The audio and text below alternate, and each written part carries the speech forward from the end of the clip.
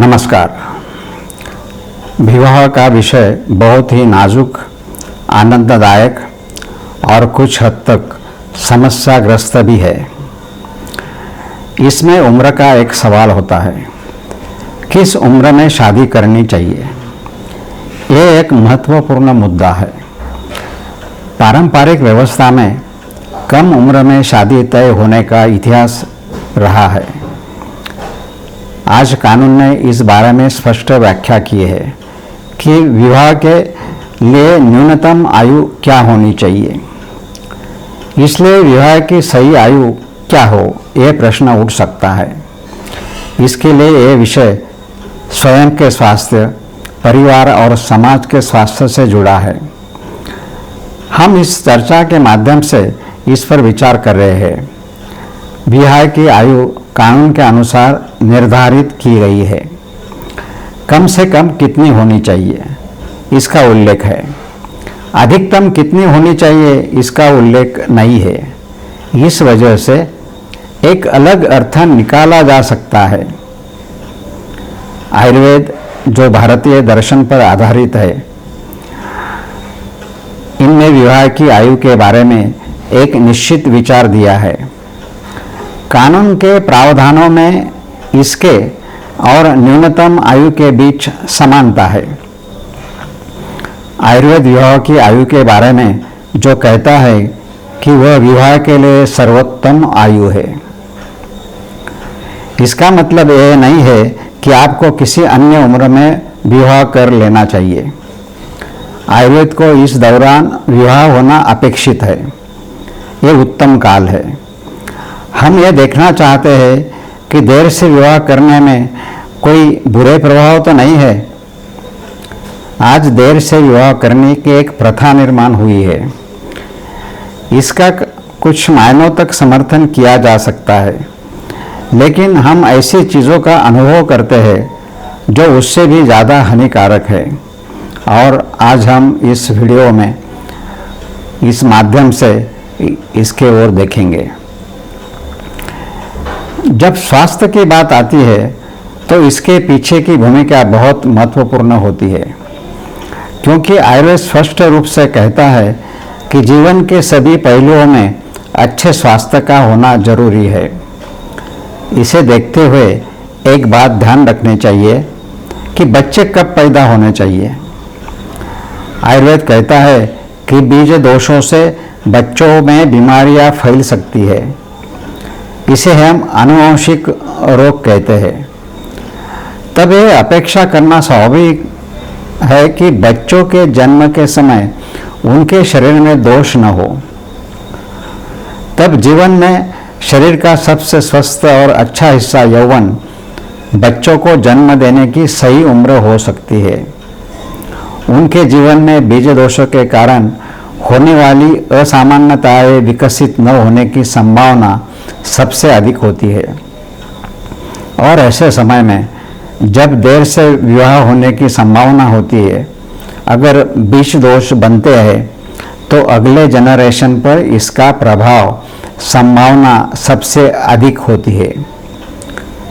आयुर्वेद ही नहीं, दुनिया के सभी विज्ञानों ने इसे स्वीकार किया है। और इस दृष्टि से यदि आप इसके बारे में सोचें तो देर से विवाह करना गलत है।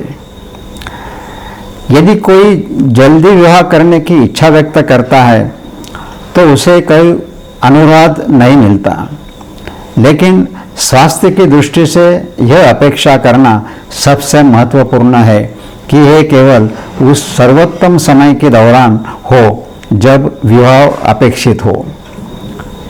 अब देखिए, आजकल के माता पिता इस बारे में क्या कहते हैं। माता पिता कहते हैं कि अपने पैरों पर खड़े हो जाओ और फिर विवाह करो। ये वाक्य माता पिता द्वारा अगली पीढ़ी का अहंकार पैदा करने में कारण बनता है, क्योंकि कल जब लड़का आर्थिक रूप से कमाने वाला होता है तो वो कहता है कि मैं अपने पैरों पर बड़ा हुआ। यह अहंकार वास्तव में किसके विरुद्ध है? अर्थात माता पिता के विरुद्ध है। अर्थात हमारे बच्चों का अहंकार बनाने का बीज इस प्रकार से बोया जाता है यह अहंकार जीवन में आगे चलकर उनके विरुद्ध होने की संभावना है, क्योंकि यह एक ऐसा संस्कार है जो उन्होंने पहले ही दिया है।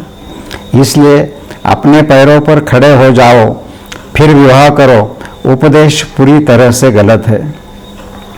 इसी प्रकार देर से विवाह करना भी गलत है।